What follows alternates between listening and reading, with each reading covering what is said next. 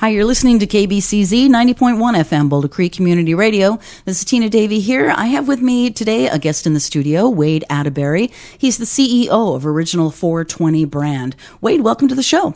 Thanks. Pleasure to be here. Great to have you. So what are we going to talk about today? Well, today I'd like to talk about patents and provisional patents. First of all, let's state that I'm not a patent attorney or a patent agent, and so anything I say here is strictly from my own experience. It's not legal advice. Okay, good to know. So I'd like to tell you about how to do a patent and what not to do. Sometimes the things that you don't want to do are more important than the things you actually can do to make your patent legal and viable and also worth some money. So I was able to sell a provisional patent for millions of dollars worth of shares to a company before it was even registered as a patent. It's still technically today not a full patent. It's a provisional patent. So everybody talks about, the old-fashioned way of getting a patent. You could write your idea down, take it to the post office, mail it back to yourself, don't open it, and that's considered a poor man's patent. That is a myth. That does not work. So that's not going to work for anybody. The way to do a patent, a provisional patent, you can apply for a micro entity patent. It only costs $75. And basically a micro entity is if you make less than about $160,000 a year and you don't already have a deal where it's sold or licensed to a large corporation that obviously makes more than $160,000 a year. So there's several different levels, 150 for a provisional patent, and then 300, which is what somebody like Apple or somebody would pay for a provisional patent. But they do want to make it affordable. So if you don't already have an agreement with the big company, get yourself a micro entity provisional patent. If you have an idea or an invention that you've been waiting and not told anybody about, get your provisional patent filed. You can do it yourself. It's super easy. You get a couple of drawings.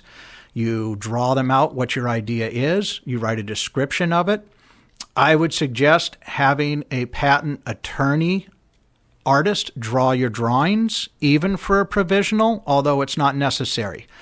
Your 1 year provisional patent is good for exactly that, 1 year. Now, you send that in to the USPTO.gov. They don't ever open it. It's basically putting your place as a date, as I thought of this first, and here's the date. Now your 12-month clock starts. You have to, in that 12 months, file for a non-provisional patent or a regular patent, and that can be quite costly. It can be from $3,500 to $15,000 or much more, depending on the complexity of your invention. But the clock starts that day. Now, say you have an invention and you want to find out if it's viable before you put any real money into it, but you can't tell anybody about it because you've now disclosed that to the public.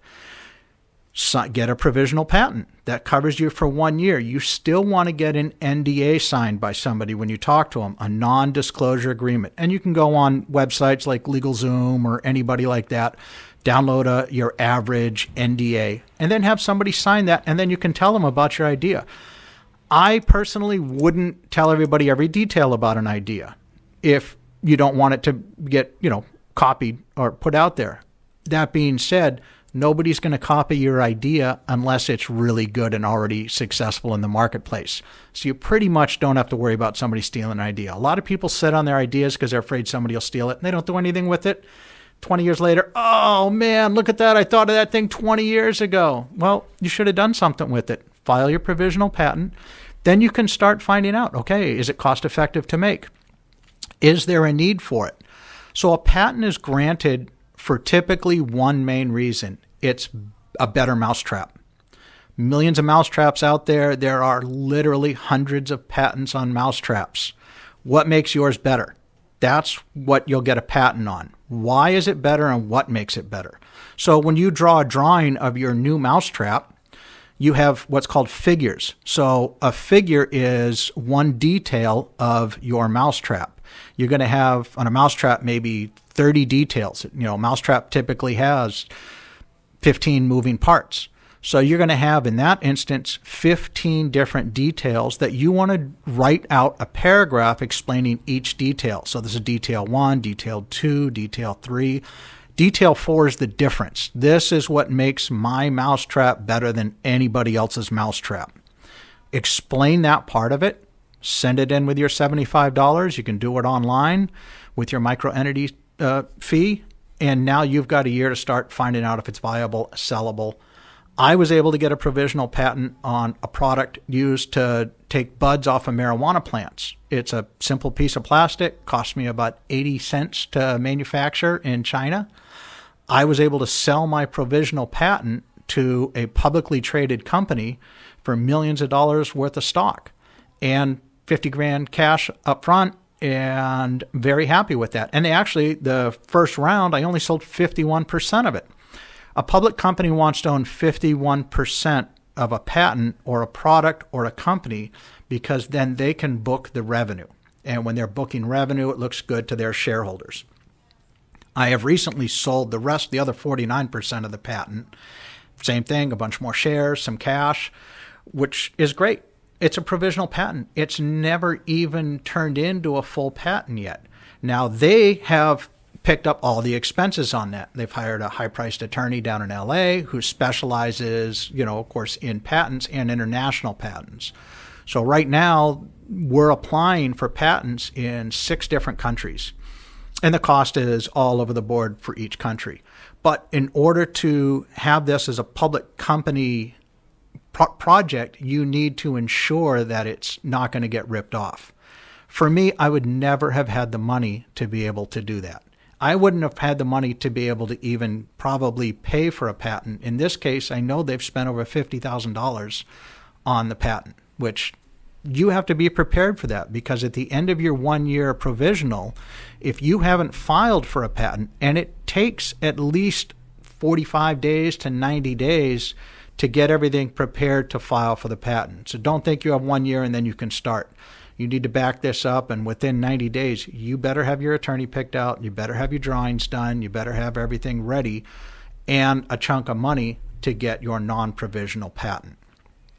One of the things that will ruin your non-provisional patent is that you've disclosed it to somebody out in the public. You put your idea up on Facebook, or you tried selling it to a company and you brought them in a prototype and showed it to them without having a provisional patent or even an NDA. NDAs do work to a certain point. You're much better off to have a provisional patent. The provisional patent locks in that date, and that date that you filed, as long as nobody else has filed a provisional patent before that date, it's your date. That's when your clock starts for your 12 months. Now, you can do a search at uspto.gov on your product. So what you want to do is you want to brainstorm about all of the terms that encompass your idea. Do that search yourself. Find out if somebody else has already made it. Chances are somebody's already made your idea. And whether or not they have a patent on it is up to you to find out. Provisional patents you can't go in and look at a provisional patent during that year. Nobody can go into the USPTO and look at your provisional patent. And even after it's filed, your patent has to be granted, and then 6 months after that it's granted, and that may take 2 or 3 years, then it becomes available to the public. So even though you do a search, it doesn't come up, that doesn't mean that somebody beat you to the punch. So get your provisional patent done as early as possible with the understanding that your 12-month clock starts then.